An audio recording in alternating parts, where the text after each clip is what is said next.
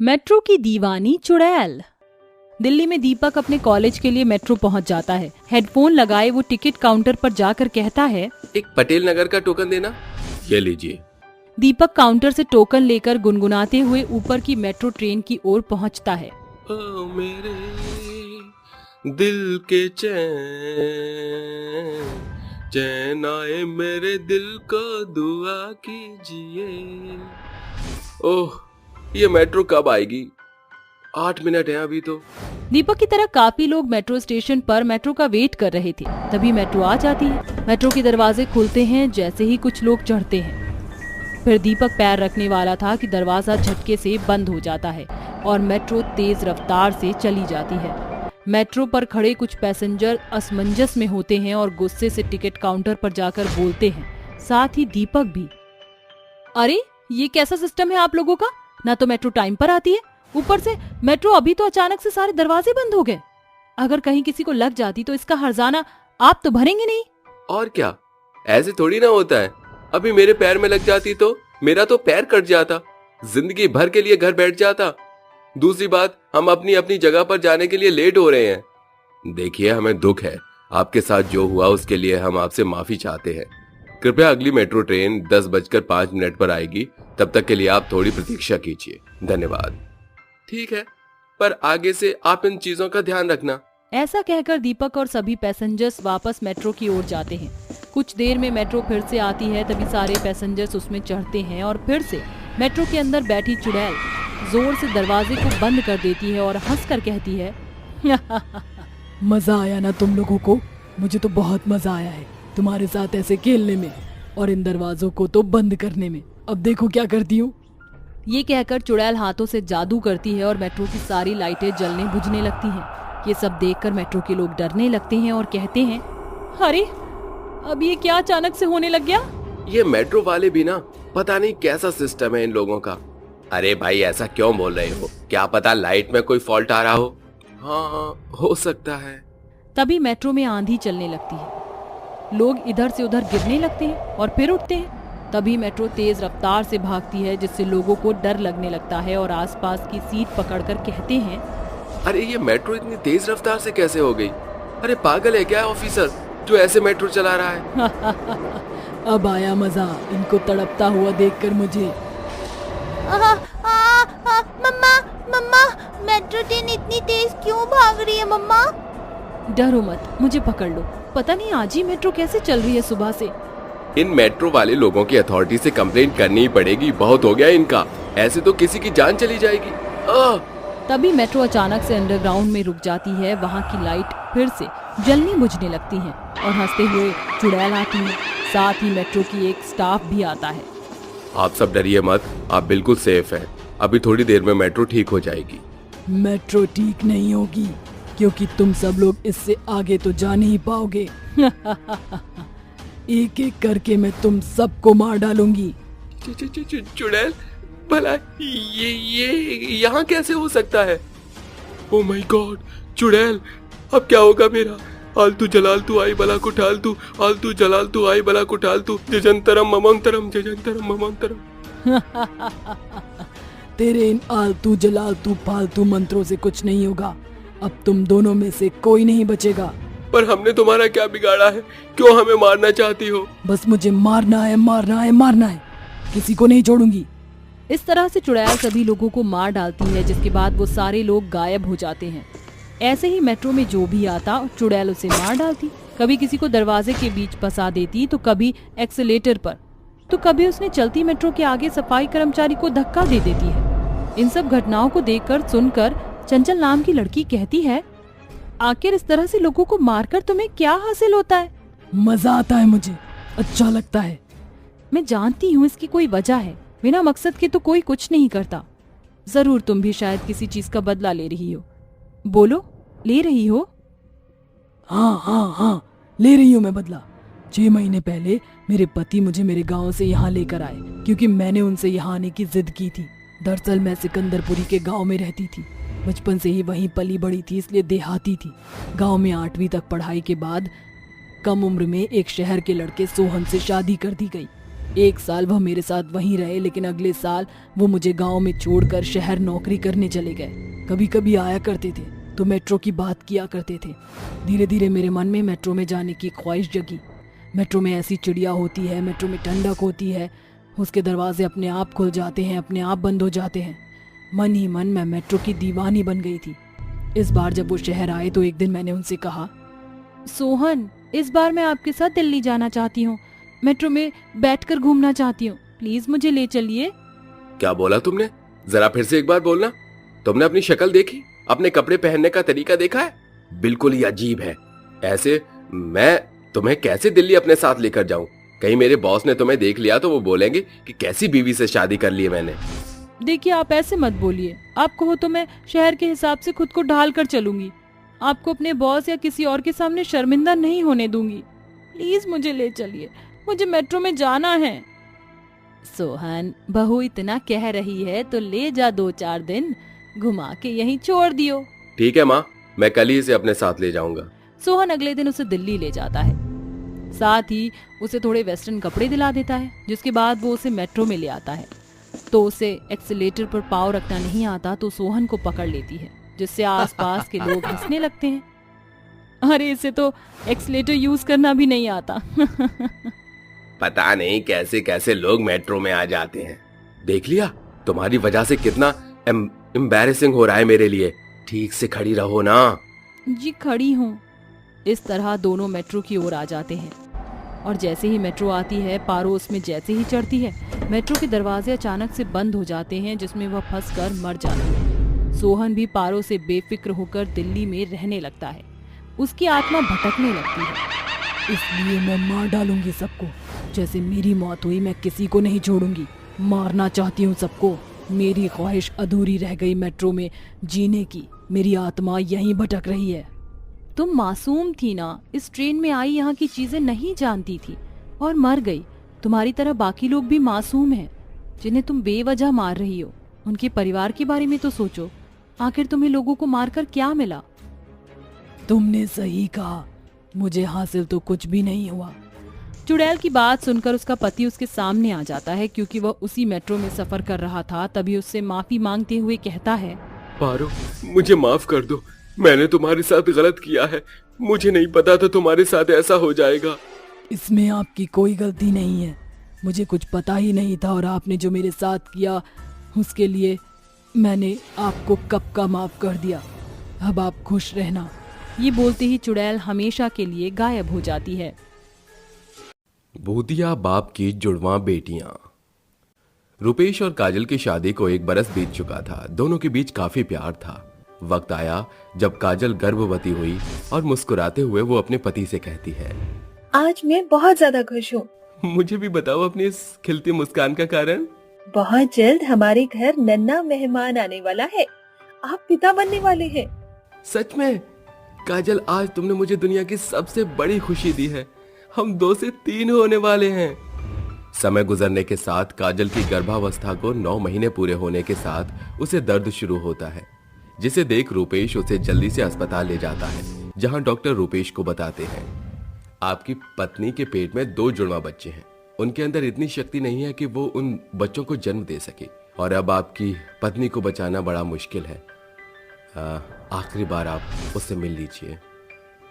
रूपेश आंसू बहाते हुए अपनी पत्नी के पास आकर कहता है, काजल, तुम मुझे यूं बीच राह में छोड़कर नहीं जा सकती। रुपेश, मैं आपसे दूर कहाँ जा रही हूँ? अपनी निशानियाँ आपकी झोली में डालते जा रही हूँ। उनका ख्याल रखना। बच्चों को जन्म देते वक्त काजल दम तोड़ देती है, पर रुपेश के दोनों जुड़वा बेटियां सही सलामत उसके हाथों में आ जाती हैं और रुपेश को जीने की हिम्मत मिल जाती है।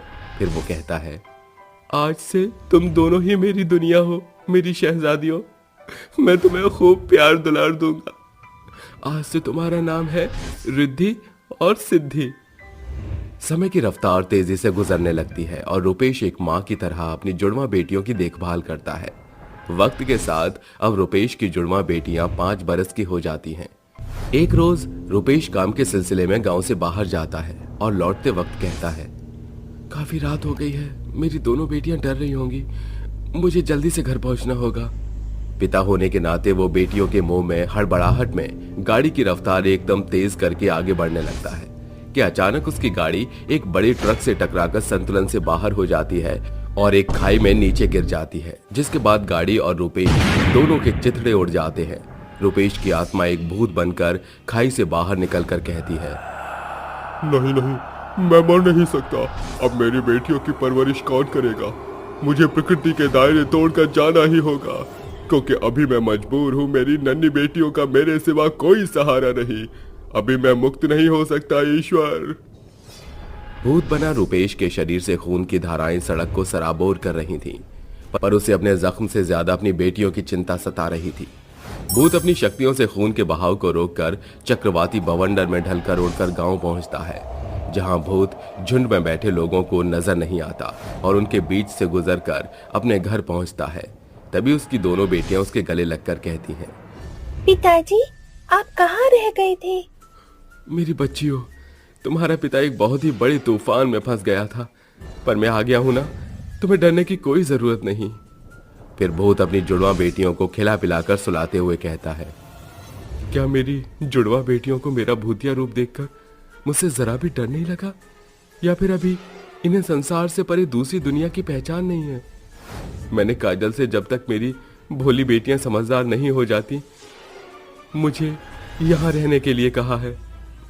भूत उनका ख्याल रखता है, उन्हें घुमाने फिराने ले जाता है और उनकी सारी ख्वाहिशों को पूरा किया करता।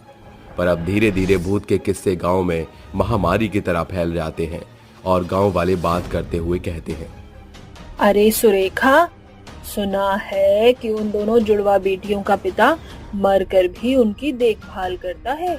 अरे ये एकदम सच बात है विमला बहन। कल मेरे पति बाहर गए थे तो उन्होंने देखा कि भूत अपनी बेटियों के लिए बर्फ का गोला बनवा रहा था और बर्फ वाला डर के मारे अपना ठेला छोड़कर भाग गया। अरे इतना ही नहीं, परसों मैंने भी गांव के पार्क में देखा कि दोनों जुड़वा बहनें झूले पर बैठी हुई थी और कोई इन्हें झूला झुला रहा था, पर मुझे कोई नजर नहीं आया। अरे वो इनका भूतिया बाप ही होगा। अब तो मुझे डर लगता है कि कहीं वो भूत हमारे बच्चों को नुकसान न पहुंचा दे। लगातार समय गुजरता है और भूत की जुड़वा बेटियां 10 बरस की होने को आ जाती हैं।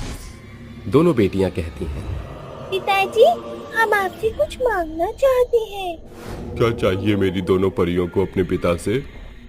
कल हमारा जन्मदिन है। हम चाहते हैं कि सारे गांव वाले हमारे घर आएं। ये मुमकिन नहीं। अगर गांव वाले यहाँ आए तो मेरी दोनों बेटियों के सामने मेरे भूत होने का रहस्य न खुल जाए, क्योंकि गांव वाले मेरी असलियत से वाकिफ हैं। पिताजी, आप क्या सोचने लगे? कुछ नहीं मेरी शहजादियों, मैं ये कह रहा था कि गांव वालों को यहाँ बुलाने की क्या जरूरत है। हम अपनी खुशियाँ आपस में ही बांट लेंगे। पिताजी, हमारा बहुत मन था कि सब लोग हमारे जन्मदिन पर आकर केक खाएं और डांस करें और हमारे लिए तोहफे लेकर आएं। ठीक है मेरी बेटियों, तुम्हारा पिता तुम्हारे इस जन्मदिन की ख्वाहिश को जरूर पूरा करेगा। भूत रात के अंधेरे में उन्हें सुलाकर गांव के बीचों बीच खड़ा होकर बवंडर मचाते हुए कहता है, सुन लो भीमपुर गांव के लोगों, कल मेरी दोनों जुड़वा बेटियों का 10वां जन्मदिन है। तुम सारे के सारे कल उनके जन्म के अवसर पर आमंत्रित हो। अगर किसी ने भी ना आने की गुस्ताखी की तो मैं उसके बच्चों को मौत की नींद सुला दूंगा। इसे खोखली धमकी मत समझना, वरना वर्षों अपने बच्चों की लाशें बटोरने से फुर्सत नहीं मिलेगी तुम्हें।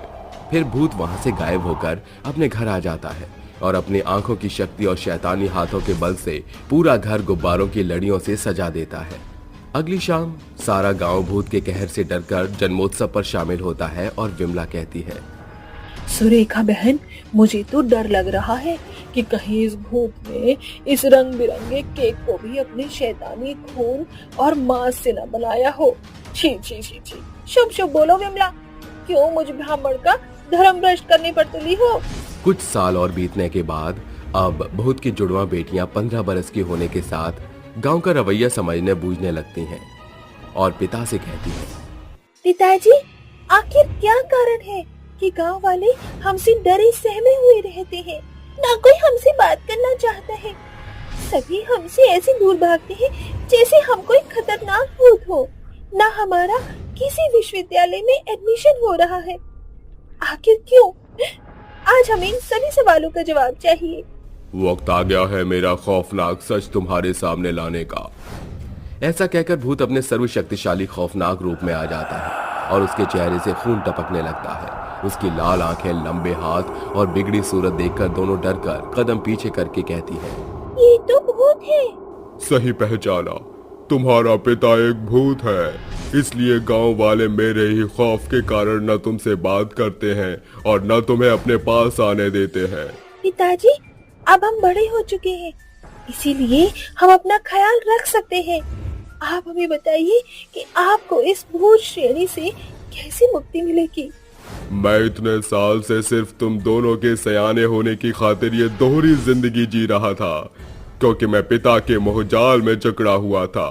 पर अब मेरा कर्तव्य खत्म हुआ, इसलिए मैं इस इंसानी दुनिया से खुद को मुक्त करता हूँ।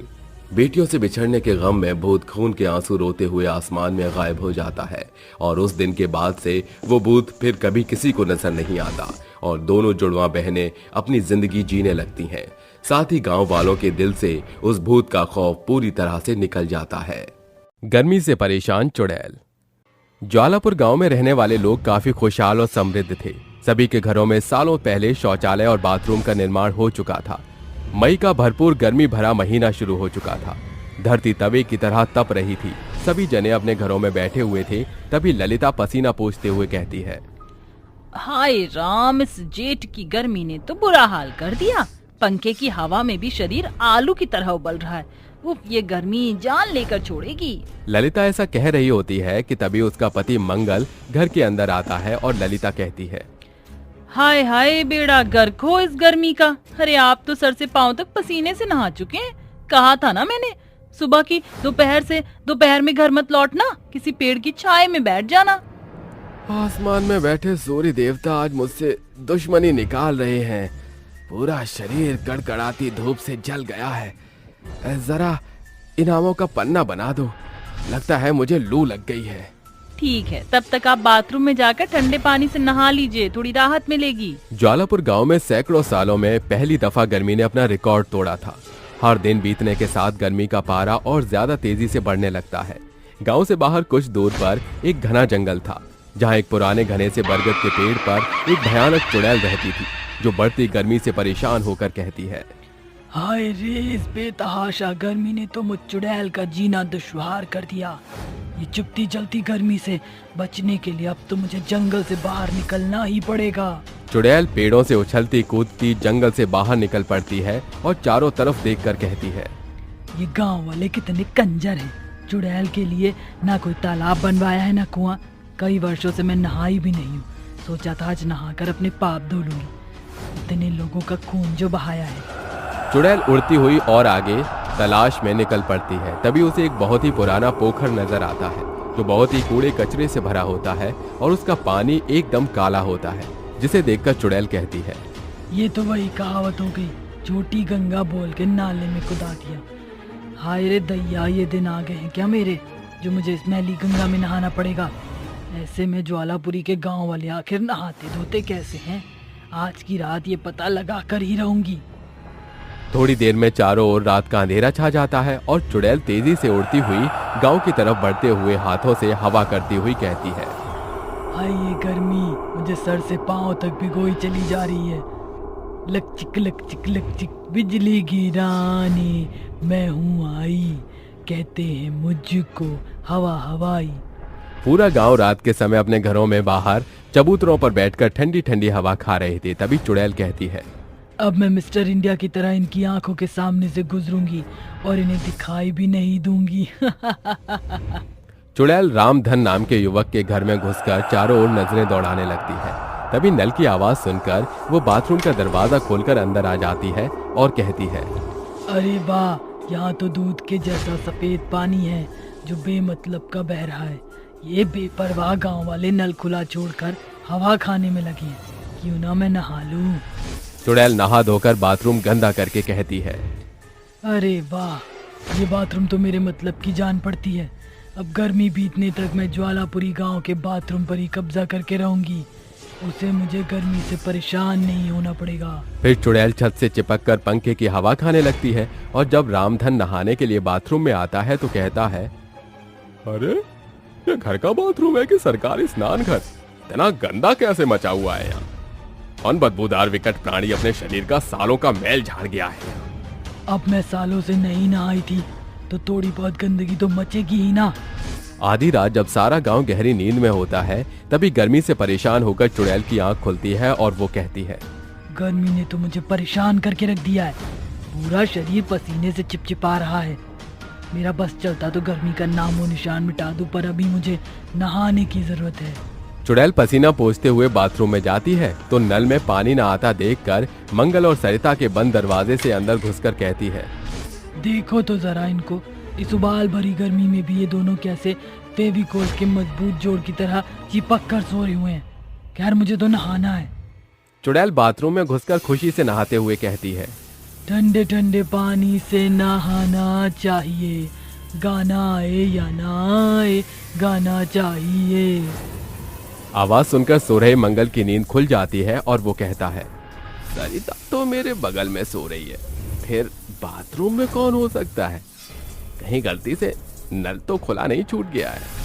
मंगल जैसे ही बाथरूम का दरवाजा खोलता है तो भयानक चुड़ैल को देखकर हक्का बक्का रह जाता है और चुड़ैल उससे बोलती है, सैया ने देखा ऐसे मैं पानी पानी हो गई। क्यों री मंगल, आधी रात को तेरे कलेजे में कौन सी बेचैनी उठी थी जो मरने के लिए यहाँ चला आया? अरे सरिता उठो, हमारे बाथरूम में चुड़ैल ने कब्जा कर लिया है। चुड़ैल गुस्से में बौखलाकर उसे मार देती है और सुबह उसकी लाश देखकर सारे गांव वाले चिंतित होकर कहते हैं, इतनी बेरहमी से किसने मंगल को मार दिया? पता नहीं मुखिया जी, किसने मेरा सुहाग उजाड़ दिया। संभालो सरिता। ऐसे ही हर रात गांव का कोई न कोई शख्स अपनी जान गंवा रहा था। एक रात चुड़ैल गांव में रहने वाले सुमित के बाथरूम में नहाकर कहती है, अरे ये बाथरूम तो बड़ा ही शानदार है, संगे मरमर पत्थर से जो बना है। जरा इस शीशे में अपने हुस्न का दीदार तो कर लूं, नहा धोकर कैसी लग रही हूँ। चुड़ैल शीशे के आगे अपना चेहरा निहारते हुए कहती है, अरे मैं तो परम सुंदरी लग रही हूँ। हाथों में तौलिया लिए हुए सुमित दरवाजा खोलता है और चुड़ैल को देखकर स्तब्ध रह जाता है कि चुड़ैल कहती है, तुम्हारी मजाल कैसे हुई मेरे सौंदर्य के बीच में कलर डालने की? अब तुम मरोगे। बचाओ माँ, बाथरूम में चुड़ैल घुस आई है।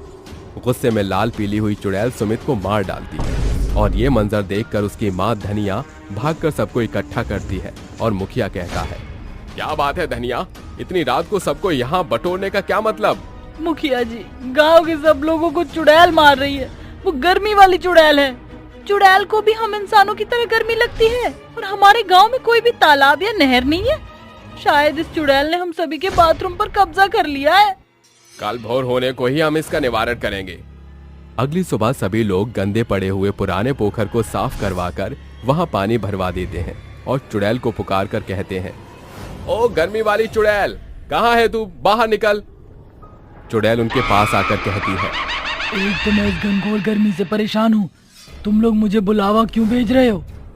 देख चुड़ैल, तू हमारे ज्वालापुर गांव से चली जा। हमने गांव के बाहर वाला पोखर तेरे रोजमर्रा के लिए साफ करवा दिया है। अगर ये शुभ काम तुम पहले ही करवा देते तो इतने गांव वालों को अपनी जान न गंवानी पड़ती। अच्छा अब मैं चलती हूँ, चुपती जलती गर्मी से मेरे तन बदन में आग लग रही है। आज उस पोखर में नहाकर खूब मजे करूंगी। इस तरह गांव के लोग गर्मी से परेशान चुड़ैल के लिए पोखर साफ करवाकर हमेशा के लिए उससे छुटकारा पा लेते हैं। मनोरमा को डिलीवरी पेन स्टार्ट होता है, जिसके बाद सुरेश मनोरमा को हॉस्पिटल ले जाता है और मनोरमा की डिलीवरी होने का इंतजार करता है। कुछ देर बाद डॉक्टर मनोरमा के रूम से बाहर निकलता है और बोलता है, बधाई हो सुरेश जी, आपकी 3 हमशक्ल बेटियां हुई हैं। मैंने आज से पहले ऐसा केस कभी भी नहीं देखा। लोगों के जुड़वा बच्चे तो होते हैं, लेकिन मैंने आज पहली बार अपनी जिंदगी में औरत की 3 लड़कियां होते हुए देखा है। इतना कहकर डॉक्टर वहाँ से चला जाता है, जिसके बाद सुरेश मनोरमा के पास जाकर सामान पटकते हुए बोलता है, ये क्या, मुझे लड़कियां नहीं लड़के चाहिए और भगवान ने मुझे 1 नहीं 2 नहीं बल्कि 3 लड़कियां दे दी हैं। मैं इनका पालन पोषण नहीं कर सकता। मैं इन्हें कूड़ेदान में फेंकने जा रहा हूँ। नहीं सुरेश जी, आप मेरी बच्चियों को मुझसे अलग नहीं कर सकते। आखिर आप बाप हैं या कसाई। सुरेश अपनी पत्नी की एक न सुनता, जिसके बाद वो अपनी 2 बेटियों को अपनी गोद में उठाता और हॉस्पिटल से 120 किलोमीटर की दूरी पर कूड़ेदान में अपनी दोनों बेटियों को फेंक देता है और वहां से चले जाता है। एक तरफ तो सुरेश अपनी अपनी बेटियों को फेंककर अपनी पत्नी के पास आ जाता है, तो वहीं दूसरी तरफ विकास को कूड़ेदान में 2 लड़कियां रोती हुई दिखाई देती हैं। उन 2 लड़कियों को देख विकास अपनी पत्नी सुलेखा से बोलता है। सुलेखा, देखो उस कूड़ेदान में 2 बच्चे रो रहे हैं। हमारी एक भी औलाद नहीं है, क्या हम इन बच्चों को अपने साथ ले जाएं? हाँ विकास जी, इन बच्चों को ले जा सकते हैं, लेकिन हम इन दोनों में से किसी एक को ही रख सकते हैं, क्योंकि अभी हमारी भी इतनी इनकम नहीं कि हम दोनों बच्चों को पाल सकें। इस तरह विकास उन 2 बहनों में से एक लड़की को उठा लेता है और अपने घर ले जाते हैं। इस तरह वो तीनों हमशक्ल बहनें अलग अलग 3 जगह हो जाती हैं। ऐसे ही अब दिन बीतने लगते हैं और देखते ही देखते पूरे 12 साल बीत जाते हैं। तीनों बहनें अब 12 साल की हो चुकी थीं। मनोरमा की बेटी का नाम मीनाक्षी था, सुलेखा की बेटी का नाम मोहिनी था और तीसरी बेटी कूड़ेदान में पड़ी हुई थी। उसको सब अनाथ लड़की कहकर बुलाया करते हैं। मीनाक्षी और मोहिनी दोनों की परवरिश बहुत ही अच्छे से हो रही थी, लेकिन बेचारी तीसरी बेटी वो कूड़ेदान में ही रह गई। वो दर दर की ठोकरें खाकर इधर से उधर भटकती है। ऐसे ही एक बार की बात है, तीसरी लड़की भीख मांग रही थी कि तभी एक अंजू नाम की समझदार औरत उस लड़की से बोलती है, अरे बेटा, तुम कितनी खूबसूरत हो, भीख क्यों मांग रही हो? आखिर तुम्हारे माँ बाप कहाँ हैं और तुम्हारा नाम क्या है?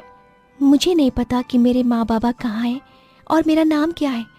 मैंने तो जब से होश संभाला है तब से खुद को इस कूड़ेदान में ही पाया है। उसकी ये बात सुनकर अंजू की आंखें भर जाती हैं और वो आंखों में आंसू लिए उस लड़की से बोलती है, कोई बात नहीं बेटा, आज से तुम्हारा नाम अनु है और ये कुछ पैसे ले लो। तुम अपने लिए कपड़े खरीद लेना, साथ ही खाने के लिए भी कुछ ले लेना। मैं तुम्हें अपने साथ तो नहीं ले जा सकती, हाँ, लेकिन मैं तुम्हारी मदद जरूर कर सकती हूँ। और हाँ, अगर आज से तुमसे कोई तुम्हारा नाम पूछेगा तो तुम उसे अपना नाम अनु बताओगी।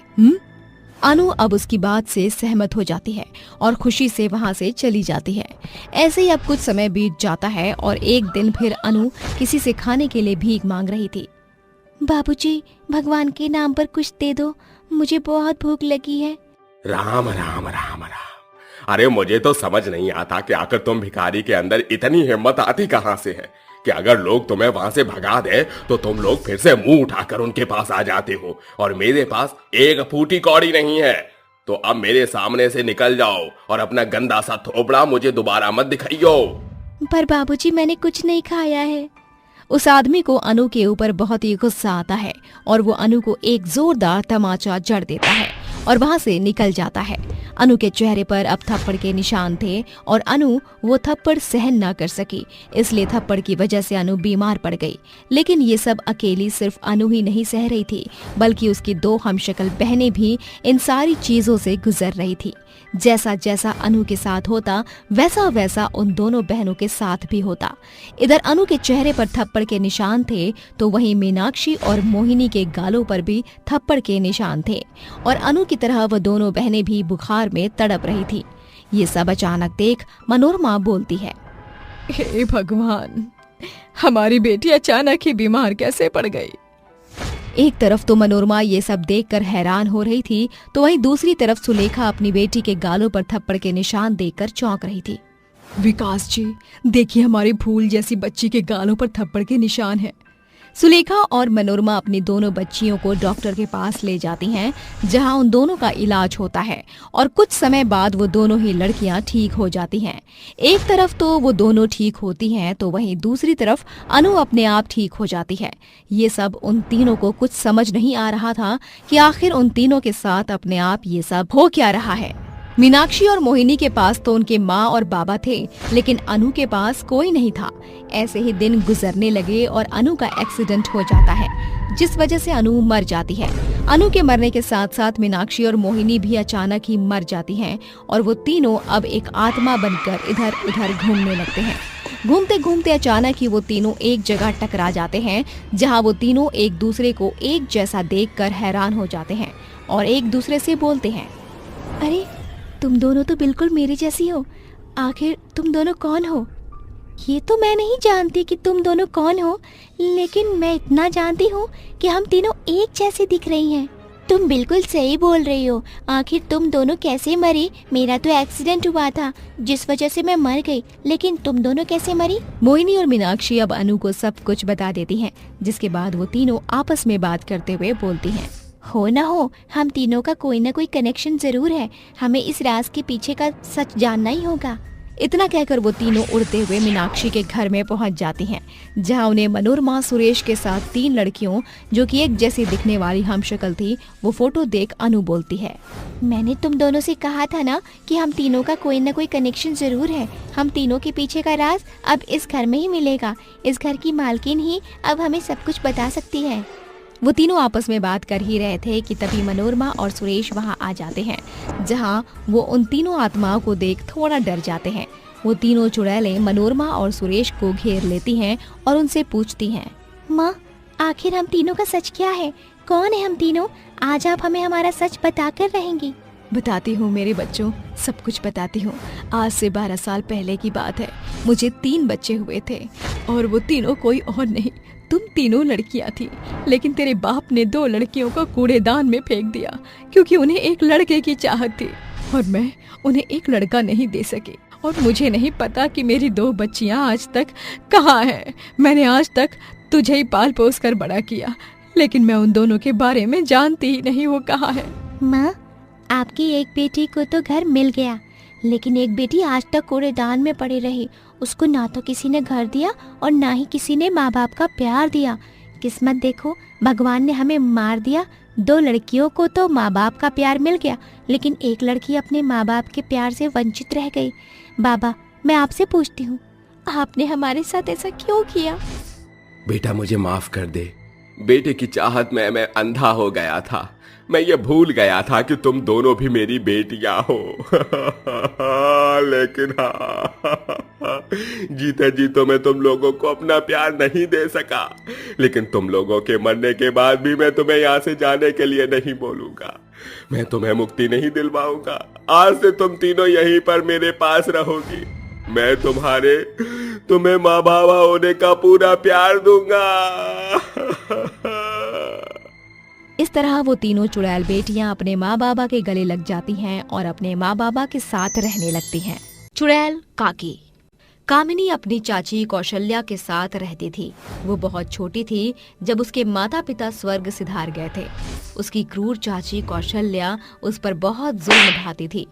रसोई का कामकाज खत्म करके कामिनी कहती है, चाची खाना तैयार है।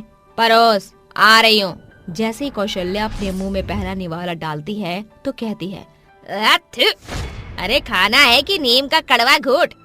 तेरे हाथों से कभी 56 भोग बने ना बने, पर मेरे अच्छे खासे शरीर को रोग जरूर लग जाएगा। कामचोर, भाग यहाँ से। कौशल्या की बुरी आदत थी कि जब तक वो कामिनी को ताने ना दे, उसके पेट का पानी नहीं पचता था। कमर तोड़ मेहनत के बाद भी इतना सब सुनना कामिनी के लिए रोज की बात थी। रात में कामिनी रसोई में सो रही थी, तभी बॉबी दबे पांव रसोई में घुसकर उसके बालों को छूने लगता है कि कामिनी की आंख खुल जाती है और वो कहती है, ये क्या अश्लीलता है बॉबी? मैं कहती हूँ यहाँ से जाओ, वरना मैं चाची को बुला दूंगी।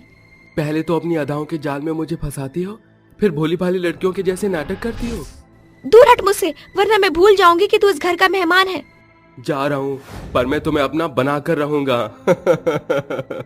इसके बाद कामिनी रोते हुए आधी रात घर से निकल जाती है कि अचानक आसमान काले बादलों से भर जाता है और जोर जोर से बिजली चमकने लगती है।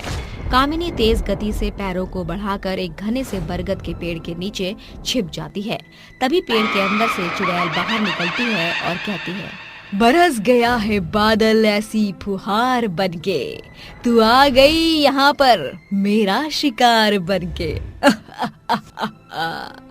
अरे वाह, तेरी चमड़ी तो बड़ी ही गोरी है। सौंदर्य साबुन से नहाती है क्या? तुझ जैसा लजीज मांस खाए मुझे अरसा हो गया है। चुड़ैल जी, जल्दी से मुझे खाकर मुझ पे उपकार कर दो। ये कैसी बैलबुद्धि लड़की है जो खुद अपनी बलि देने पर तुली है? तुझे मुझसे डर नहीं लग रहा? मैं चुड़ैल हूँ। आपसे ज्यादा डर तो इस धरती पर इंसानों के भेष में रहने वाले हैवानों से लगता है, जो हर वक्त लड़की को नोच कर खाने की ताक में रहते हैं। कामिनी चुड़ैल के सामने बिलक बिलक कर रोने लगती है, जिसे देखकर चुड़ैल पिघल कर कहती है, मेरे साथ भी ऐसी ही घटना घटी थी। जिस दिन मुझे वो दरिंदा मिल जाएगा, मैं उसे जान से मार दूंगी। अब तो मेरे पास सर छुपाने के लिए छत भी ना रही, चलो मेरे साथ। इसके बाद चुड़ैल उसको लिए हुए बरगद के पेड़ के अंदर समा जाती है और अपने लोक में बसे घर में आ जाती है। चुड़ैल का आलीशान घर देखकर कामिनी कहती है, अरे वाह चुड़ैल काकी, आपका घर तो एकदम राजमहल जैसा है। तुमने मुझे काकी कहकर पुकारा। अगर आपको अच्छा नहीं लगा तो मैं आगे से नहीं कहूँगी। आज से तुम मुझे काकी कहकर पुकारना। मैं तुम्हारी माँ का ओहदा तो नहीं ले सकती, पर काकी माँ तो बन ही सकती हूँ। कामिनी चुड़ैल के साथ खुद को एकदम महसूस कर रही थी। सुबह होने के साथ कामिनी घबरा कर कहती है, चुड़ैल काकी, अब मुझे घर जाना चाहिए। कामिनी, तुम घर भी जाओगी और उन्हें सबक भी सिखाओगी। चुड़ैल उसका भेष धरकर घर लौट आती है, जहाँ उसकी चाची कहती है, क्यों रे कलमुही, कहाँ मुँह काला कराती फिर रही थी पूरी रात? इससे पहले कि तू हमारी इज्जत मिट्टी में मिलाए, आज मैं मार कर तेरी जान ले लूंगी। क्रूर कौशल्या पास में पड़े हुए एक मोटे कटीले डंडे को उठाकर जैसे ही कामिनी को मारने वाली होती है, बौखलाई चुड़ैल गुस्से में आंखें लाल करते हुए कहती है, तू मेरी चमड़ी उधेड़ेगी मुटकी बुढ़िया। आज मैं तुझे ऐसा व्यायाम कराऊंगी कि तेरा थुलथुला शरीर आकार में आ जाएगा। ये कहकर चुड़ैल उसे हवा में उछालते हुए खूब पटकते हुए कहती है, क्यों चाची, कैसा लगा? तुम कौशल्या के नाम पर बोझ हो और तुम्हारा नाम तो कैकई या मंथरा होना चाहिए था। हाय री, कैसा कड़क धूल चटाई है, अचानक से इसके तेवर कैसे बदल गए। इस तरह कामिनी बनी चुड़ैल दिन भर घर में रहती और रात के अंधेरे में सभी के सोने के बाद वो कामिनी के पास आकर वक्त बिताती और सुबह किरण फूटने से पहले वो उसके घर आ जाती। एक रात जैसे ही वो चोरी छिपे घर से निकल रही थी, तभी बॉबी उसे पीछे से पकड़कर कहता है, पकड़ी गई। इतनी रात को किस आशिक से मिलने जा रही हो? थोड़ा मेहरबान मुझ पर भी हो जाओ। बॉबी का बर्ताव देखकर चुड़ैल कहती है, आज तो इसे मजा चखाना ही पड़ेगा। चुड़ैल के गुस्से से बॉबी को जोरदार झटका लगता है। फिर चुड़ैल कहती है, क्या हुआ, झटका लगा?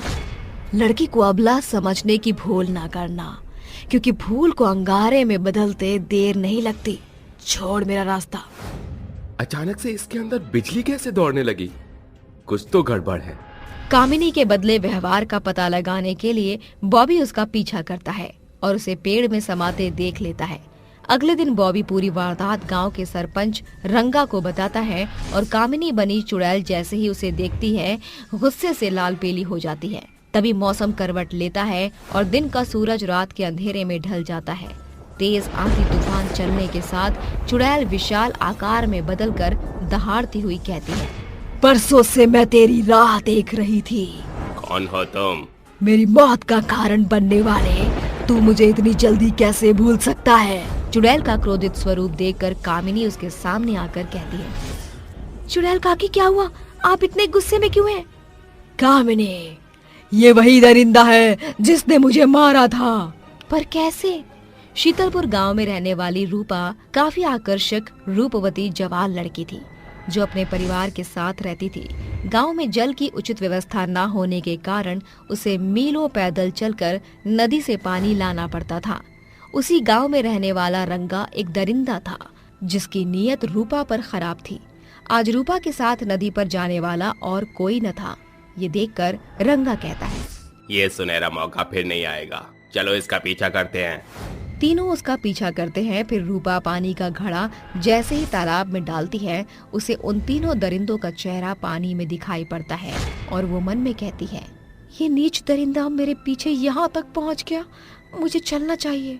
रूपा जैसे ही पानी का घड़ा लिए आगे बढ़ती है, रंगा उसे रोक कर कहता है, कहाँ जा रही हो रूपा रानी? हम भी प्यासे हैं, जरा 2 घूंट पिलाती जाओ। अरे सोच क्या रही हो? प्यासे को पानी पिलाना पुण्य का काम होता है। तुम जैसे दरिंदों के मुंह से पाप पुण्य जैसी बातें शोभा नहीं देती। बहुत चाल चला रही है ये मैना, आज इसका गुरूर तोड़ना ही होगा।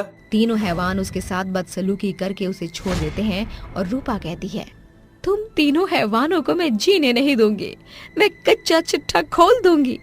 ये तो धमकी दे रही है। अब क्या होगा? अब इसका जिंदा रहना हमारे लिए खतरा है। इसे इस बरगद के पेड़ पर टांग दो। जो भी इसकी लाश देखेगा समझेगा इसने खुदकुशी कर ली। उन तीनों को तो मैंने मौत के घाट उतार दिया, अब तेरी बारी है। हे रूपा, मुझे माफ कर दो, मेरी जान बख्श दो। तुझ जैसे दरिंदों के गुनाहों की कोई माफी नहीं।